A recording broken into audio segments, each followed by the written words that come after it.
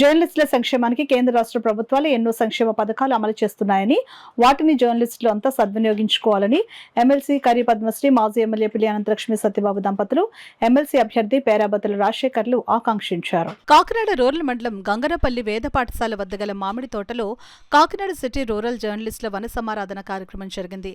కార్యక్రమానికి అసోసియేషన్ అధ్యక్షులు మంగా వెంకట శివరామకృష్ణ అధ్యక్షత వహించగా, ఎమ్మెల్సీ కరి పద్మశ్రీ, మాజీ ఎమ్మెల్యే పిల్లి అనంతలక్ష్మి సత్యబాబు దంపతులు, ఎమ్మెల్సీ అభ్యర్థి పేరాబత్తుల రాజశేఖర్, ఐఎన్పిఆర్డిడి నాగార్జున, డిపిఆర్ఓ బాబురావులు ముఖ్య అతిథులుగా పాల్గొన్నారు. ఈ సందర్భంగా ముఖ్య అతిథులు జర్నలిస్టులకు శుభాకాంక్షలు తెలిపారు. అదేవిధంగా ఎమ్మెల్సీ అభ్యర్థి పేరాబత్తుల రాజశేఖర్ విందును ప్రారంభించారు.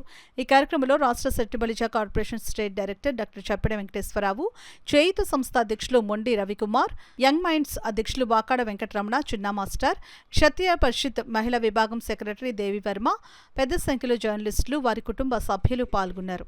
మరి మీ యొక్క రోల్ అయితేనే, పాత్రికేయుల రోల్ అయితే ఇట్ ఈస్ మెజరబుల్ అని చెప్పలేము. ఎందుకంటే వాళ్ళది ఒక లిమిట్స్ లేని ఒక వృత్తి అది. ఎందుకంటే ఎవరికైనా ఒక హాలిడే రావచ్చు, కానీ పాత్రికేయులకి ఏంటంటే ప్రతిరోజు వాళ్ళకి ఒక వర్కింగ్ డే. అలాగే అంటే ఏ క్లైమేటిక్ కండిషన్స్లోనైనా కూడా వాళ్ళ డ్యూటీలు వాళ్ళు పర్ఫామ్ చేస్తారు.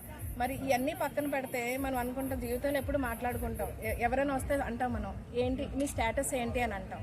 ఇక్కడ మనం గుర్తుపెట్టుకోవాల్సి ఏంటంటే, పుట్టుకతో మనకి తల్లిదండ్రులు ఒక స్టేటస్ ఇస్తారు, అంటే ఒక కుటుంబాన్ని ఇస్తారు, ఒక రిలీజన్, ఒక కాస్ట్, కమ్యూనిటీని ఇస్తారు.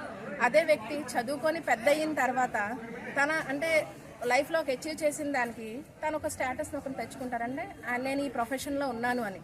కానీ అక్కడి నుంచి ఎదిగిన తర్వాత నెక్స్ట్ ఎప్పుడైతే సర్వీస్లోకి వస్తారో పాత్రికేయుల రోల్ అక్కడ వస్తుందని. ఏంటంటే ఆ మనిషి యొక్క క్యారెక్టర్, ఆయన ఉన్న గుడ్ క్వాలిటీస్ అన్నీ కూడా బయటకు తీసుకొచ్చి బయట ఉన్న ప్రపంచానికి పరిచయం చేసే రోల్ చేసేది పాత్రికేయులు. అలాగే ఎక్కడైనా ప్రపంచంలో ఏదైనా జరిగినా కూడా, ఒక మంచి జరిగినా, ఏం జరిగినా, విపత్తు వచ్చినా కూడా ఫస్ట్ వాళ్ళ డ్యూటీగా, అంటే వాళ్ళ ఫ్యామిలీని కూడా పక్కన పెట్టి వాళ్ళ డ్యూటీని పర్ఫామ్ చేసి ప్రపంచానికి మా సమాచారాన్ని మేము ఇవ్వాలి అని చెప్పేసి first of all duty perform చేసేది మన పాత్రికేయులు.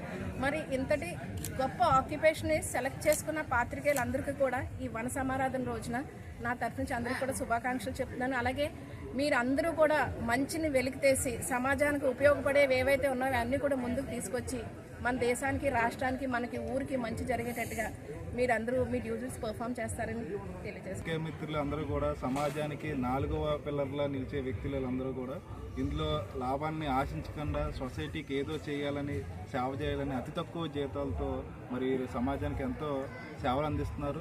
ముఖ్యంగా చెప్పాలంటే, మేము గవర్నమెంట్ ఉద్యోగస్తులుగా ఉంటున్నప్పటి నుంచి మేము ఉద్యమాలు చేసేటప్పుడు కానీ, అలాగే మేము ఇప్పుడు చేయూత సంస్థ ద్వారా ఉద్యోగస్తులు అందరూ చేస్తున్న సేవా కార్యక్రమాలని మరి కింది లెవెల్కి తీసుకువెళ్ళే కీలక పాత్ర పోషించిన వ్యక్తులు మరి మా పాత్రికేయ కుటుంబ సభ్యులని నేను ఈ విధంగా తెలియజేస్తున్నాను.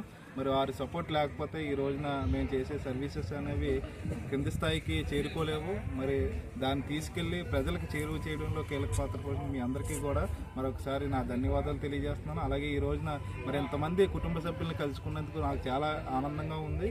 ఈ కుటుంబాన్ని నేను మరింత ముందుకు తీసుకెళ్లాలంటే చాలా ఇబ్బందులకు గురవుతున్నారు జర్నలిస్టులు అందరూ కూడా. మరి మీరు ఇబ్బందుల్ని నేను నా వంతుగా నేనేం చేయాలో అది కూడా ప్రజాప్రతినిధులకి తీసుకెళ్ళడం కానీ, లేదంటే ఇక్కడ యూనియన్ నాయకులు ఉన్నారు, నా వంతుగా మీకు ఏ సహాయ సహకారాలు కావాలన్నా సరే మీకు అందిస్తానని తెలియజేస్తూ, మరి భవిష్యత్తులో పాత్రికేయ మిత్రులకి మంచి గౌరవం తీసుకురావాలి, సమాజంలో మంచి గుర్తింపున్న పాత్రికేయ మిత్రుల్ని గుర్తించాలని కోరుకుంటున్నాను.